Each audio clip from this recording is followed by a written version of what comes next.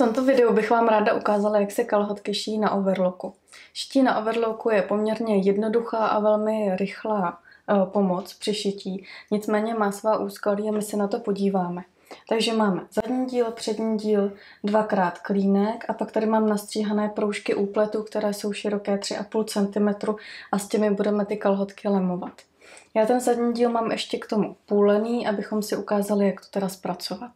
Takže jako první si sešijeme právě ten členící šéf v tom zadním dílu na overlocku.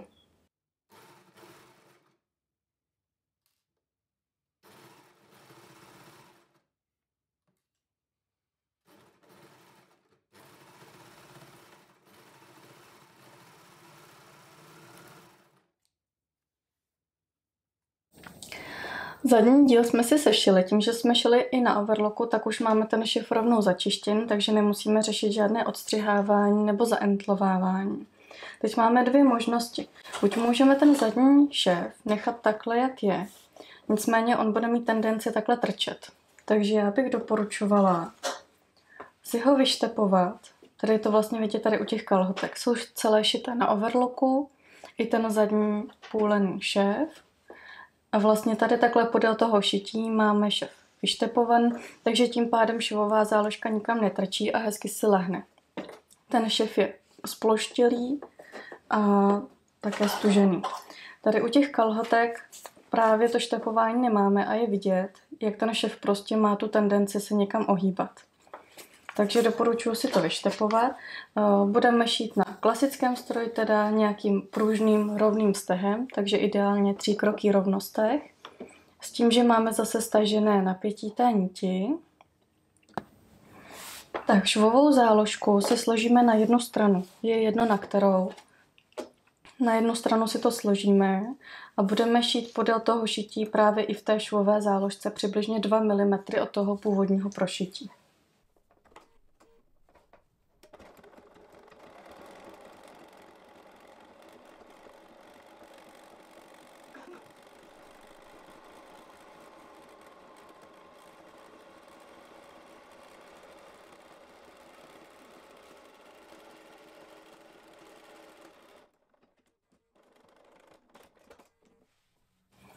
Tak ten zadní členící šéf máme vyštepovan a je potřeba si ho vyžehlit. Až bude vyžehlen, tak si sešijeme klínek.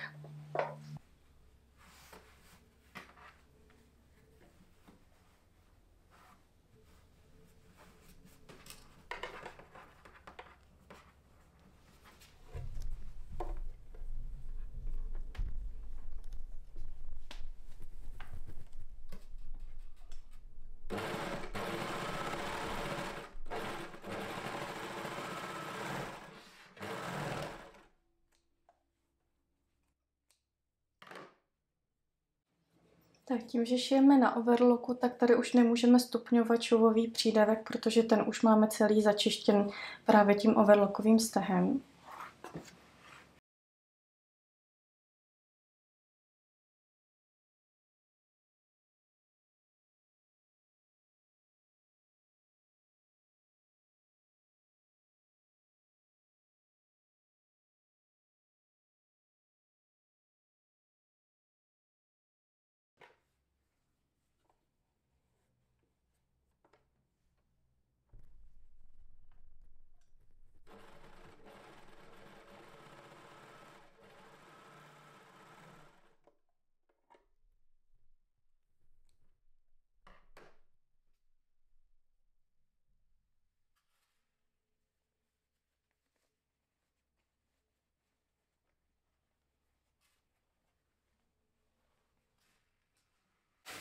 Takže tady máme sešité díly kalhotek. Tím, že jsme právě nemohli vystupňovat ty švové přídavky, tak můžou ty kalhotky v tomto švu být poměrně silné, tlusté. Nicméně záleží, vyzkoušejte, jestli vám to bude vyhovovat nebo vám to nevadí. A teď si jednoduše olemujeme proužkem úpletu ty nohavičky, stejným způsobem, jako jsme to dělali u toho obyčejného šicího stroje. Takže máme kalhotky lícovou stranou nahoru. Proužek si složíme podélně na polovinu.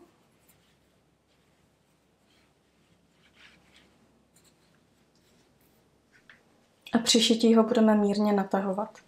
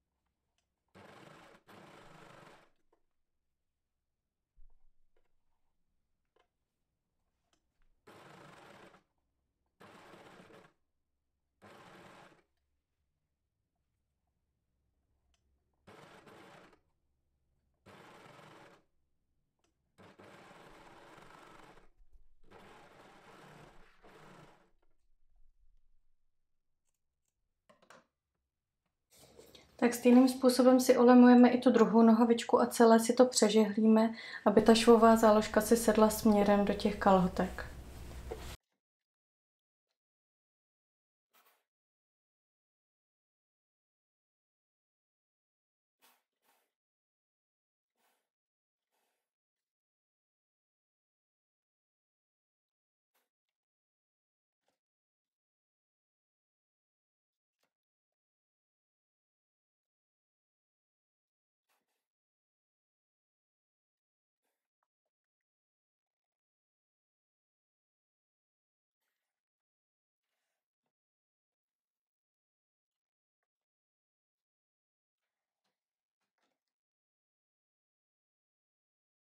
Nohavičky máme olemované tím proužkem úpletu.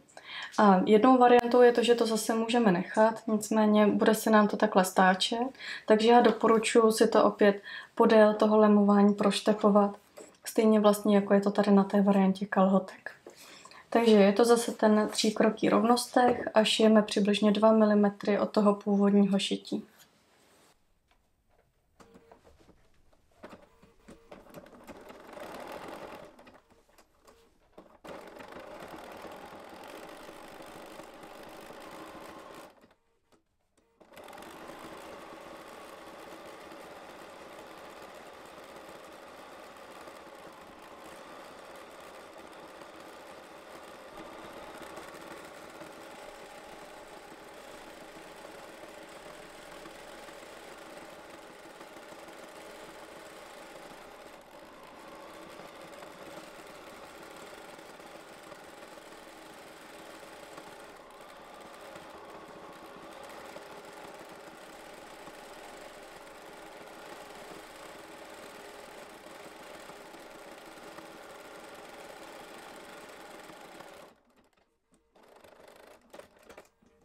Teď je opět potřeba si ty celé švy vyštepované přežehlit, abychom si kalhotky srovnali. A potom si kalhotky složíme takhle lícovou stranou na sebe a budeme sešívat boční švy. Já doporučuji ty boční švy nejprve odšít na normálním stroji, protože overlock v podstatě tady u těch tlustých vrstev vám způsobí to, že se nemusíte trefit tou levou jehlou vlastně, která jakoby dělá ten šev, se nemusíte trefit tady takhle do toho zoubku a můžete se trefit někde vedle, takže tím pádem, když na overlocku si to takhle prošijete, stačí třeba jenom o kousek vedle a ty kalhotky si takhle rozevřeme, tak tady je vidět, že vlastně u té nohavičky vznikne hrozný skok. Na tom overlocku opravdu není člověk schopný u tolika vrstev udržet je přesně na sobě, protože ta patka overlocková má vzadu takový zoubek, který právě jakoby zabrání té vrchní vrstvě, aby se posouvala stejně rychle jako ta spodní vrstva. Takže si kalhotky přežehlíme a vrátíme se zpátky na normální stroj, kde si ten jeden boční šev nejprve sešijeme.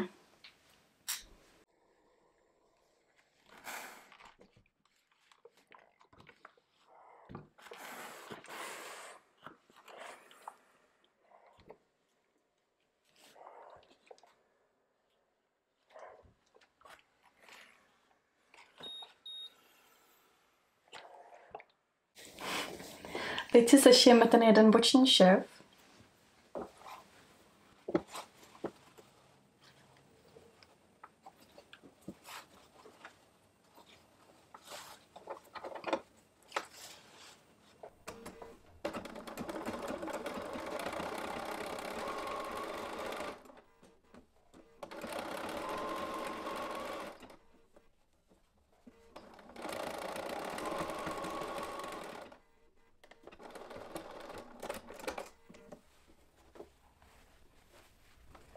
Takže tady je vidět, že na sebe ty nohavičky krásně navazují. A teď teprve si ten šif můžeme začistit na tom overlocku. Po začištění toho bočního švu si potom našijeme i ten proužek úpletu do toho pasu, když už budeme rovnou na overlocku.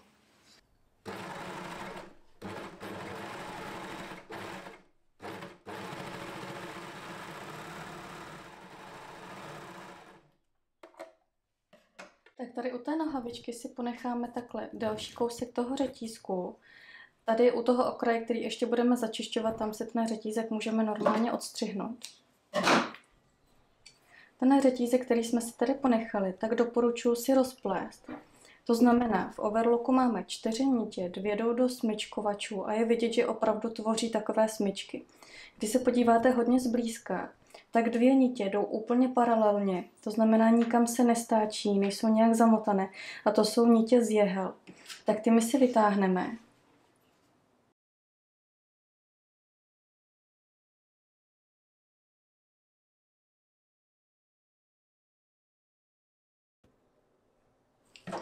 Takhle, oni jsou právě kratoučké, protože vlastně jdou jenom rovně.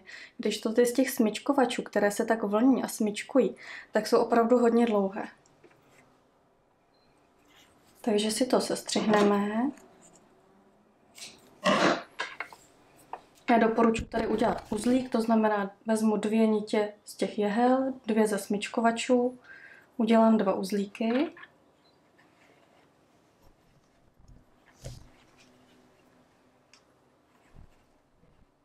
A teď to celé pomocí nějaké jehly s tupým koncem, ideálně na vyšívání, zastrčíme pod ty smyčkovače, respektive pod ty smyčky.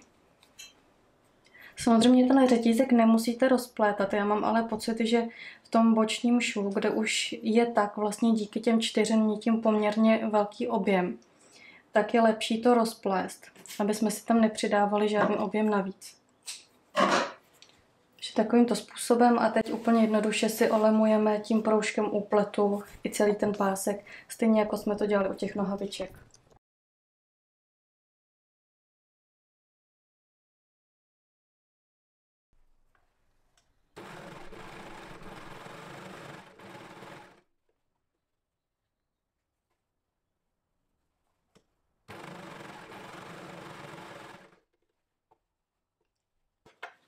Tak tady se dostáváme k bočnímu švu, ten si složíme směrem do zadního dílu.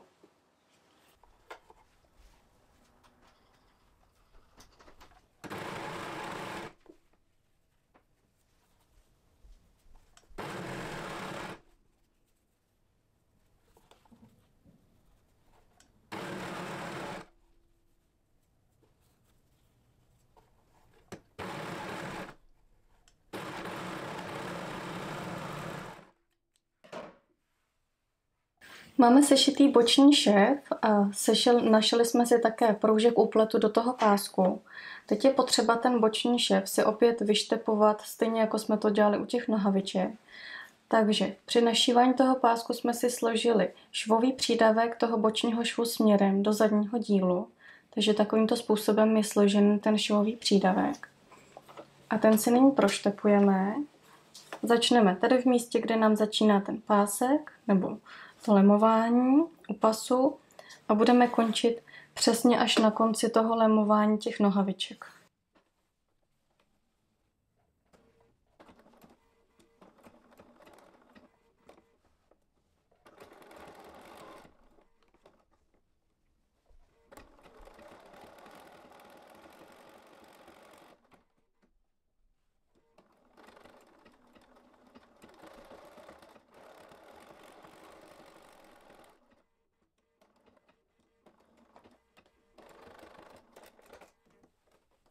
Takže takovýmto způsobem jsme si sploštili, vyštepovali ten boční šéf. Stejně se vyštepujeme i podél toho lemování toho pásku. Takže švový přídavek máme složen směrem do kalhotek a štepujeme opět přibližně 2 mm od toho původního šití.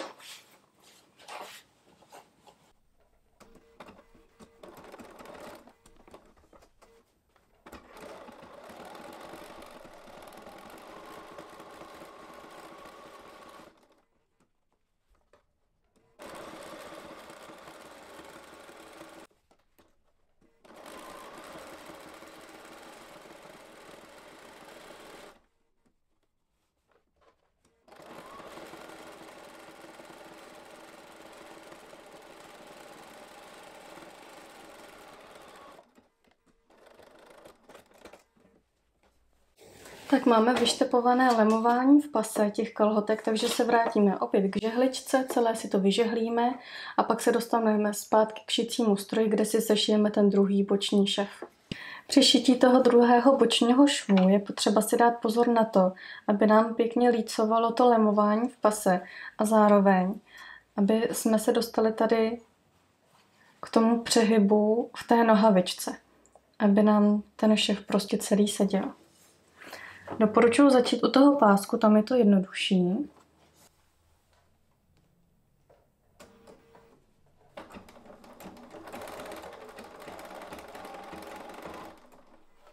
Tak a tady si malinko poopravíme ten spodní díl, pokud je to potřeba, tak aby nám tady vlastně těmi švovými přídavky opravdu vznikl ten zoubek, aby na sebe ta nohavička navazovala.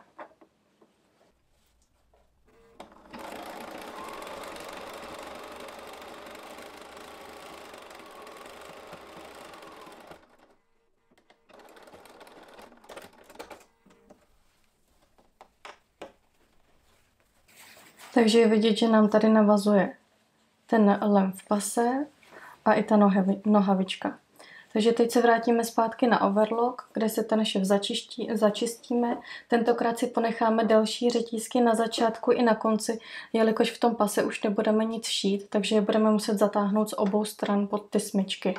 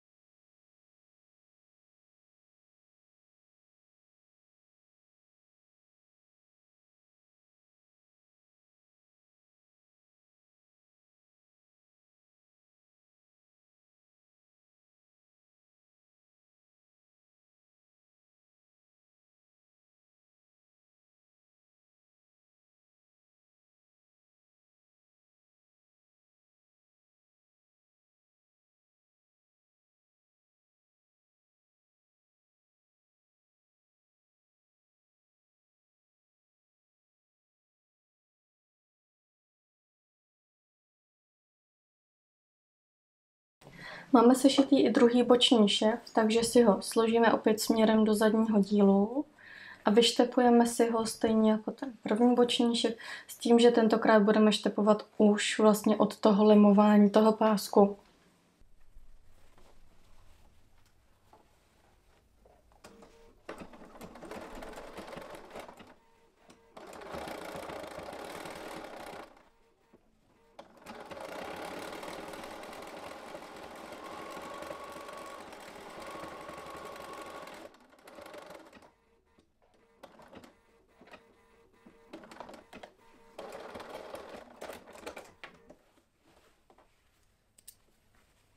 Tak a máme hotové kalhotky, které jsme šili na overlocku. Můžete ty kalhotky ušít pouze na overlocku, nicméně pokud chcete, aby ty kalhotky opravdu dobře seděly, aby nikde švy netlačily, tak si myslím, že bez obyčejného stroje se neobejdete. Takže toto je varianta, pokud nechcete, aby někde v kalhotkách zůstávaly střižní okraje. Tady je vidět, že těch švů je tam poměrně hodně a všechny jsou začištěné.